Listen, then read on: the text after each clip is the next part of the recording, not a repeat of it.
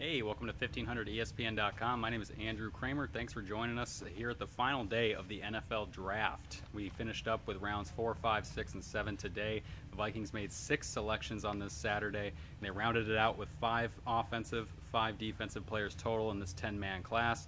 Rick Spielman did his wheeling and dealing, trading with Atlanta today after conducting a few trades on Friday, the second day of the NFL Draft. They picked up, obviously, on that second day, linebacker Eric Kendricks in the second round and defensive end Daniil Hunter out of Louisiana State University, LSU. Kendricks is the kind of guy that the Vikings feel can right away impact their defense, whether in the middle or at will linebacker, which is Chad Greenway's current spot. With Daniil Hunter, they feel he's more of a project at defensive end, kind of like what Scott Crichton was like last year in the third round. And we just heard from Rick Spielman right now, about 10 minutes ago, at the close of this NFL draft, basically saying that, look, some of these guys aren't going to contribute right away, hinting at guys like Daniil Hunter, saying that we're looking at some of last year's draft class to contribute more than they did, referencing guys like Scott Crichton, David Yankee, but that didn't stop them from drafting a few offensive linemen here in day 3. They added 3 offensive tackles. Well, prospects that have tackle experience. They feel that Austin Shepard, their 7th round pick out of Alabama, is going to be a guard. They project him at guard right away. He made that switch in the Senior Bowl, so he's fairly comfortable with it already. We talked to him via conference call, and Austin said that, well, that was kind of my idea. He thought he had a better future in the NFL at a guard instead of tackle, and that could help fill the Vikings' need there at left guard.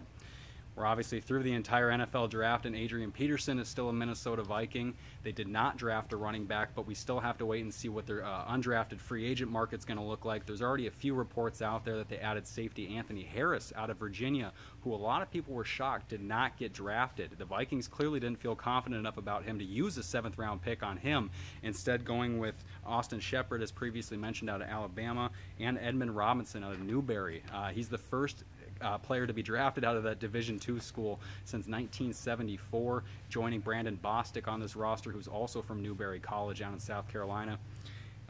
Rounding out the Vikings draft class, they went all offense to start this day. Round 4, they got what a lot of people view as a steal with TJ Clemmings out of Pittsburgh. He has a stress fracture in his foot. However, the Vikings, Clemmings, his agent, they're all not concerned about this injury. They said that we feel, with talking with our trainer Eric Sugarman on the Vikings and going back and looking at his history at Pitt with the Panthers, that he didn't miss any practices. They feel TJ Clemmings is a swing tackle prospect, can play both left and right tackle. Obviously, we know with the Vikings, they're coming off of a down year with Matt Khalil, their supposed franchise left tackle, and then Phil Loadholt had a down year before his season ended on IR.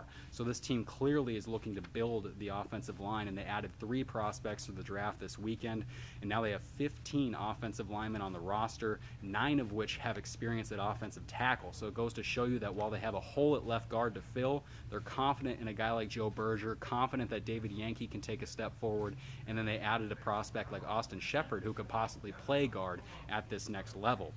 Asking Spielman how he wanted to grade this draft class, he said, hey, I got to wait to see these guys run around it all. He's not going to go out there and toot his own horn saying that he feels this was a good class, but they clearly addressed some needs, with obviously the first one being cornerback Trey Waynes. But he was the only defensive back taken in this class. They feel Mike Zimmer's secondary currently has the pieces they need, and then they'll obviously add some through the undrafted free agent market.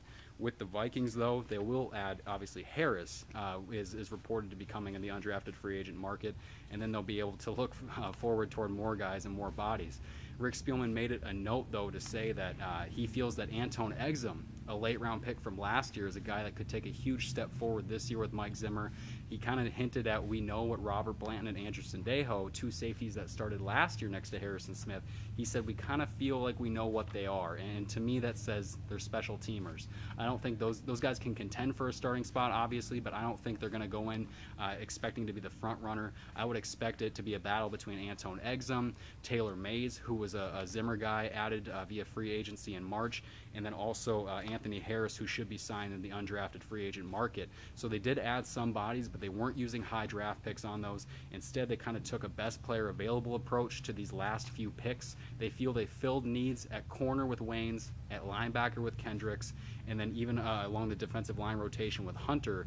also expecting Crichton to contribute later. They felt, though, with Clemmings that he was the best prospect available in day 3 of the NFL draft. Some people thought he could be a first-round prospect, but he's a guy that's very raw, transitioned from defensive end in the middle of his college career at Pittsburgh, and really is a guy that needs a lot of work. And so they feel that he's somebody that in the 4th round was a great value pick, and somebody that they could add to this rotation possibly as a swing tackle this season or next season, depending on how these other outside spots handle with Matt Khalil and Phil Lodehold.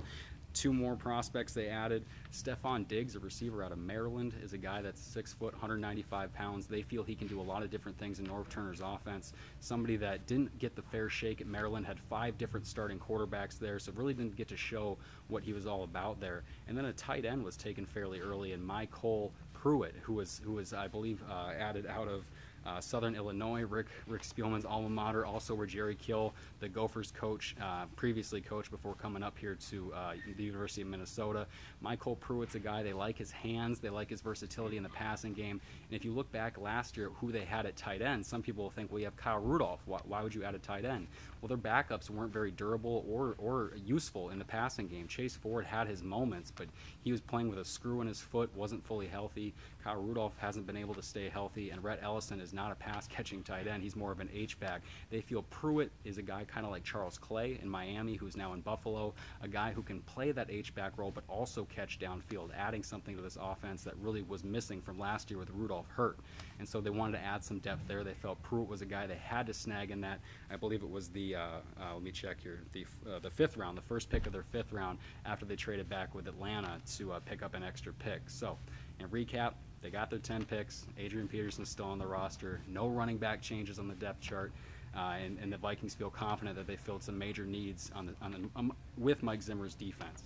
Well, this is all I'm going to have for you guys today here at Winter Park. I want to tell you to check back to 1500ESPN.com for more updates, articles, podcasts, everything. Thanks a lot for checking in.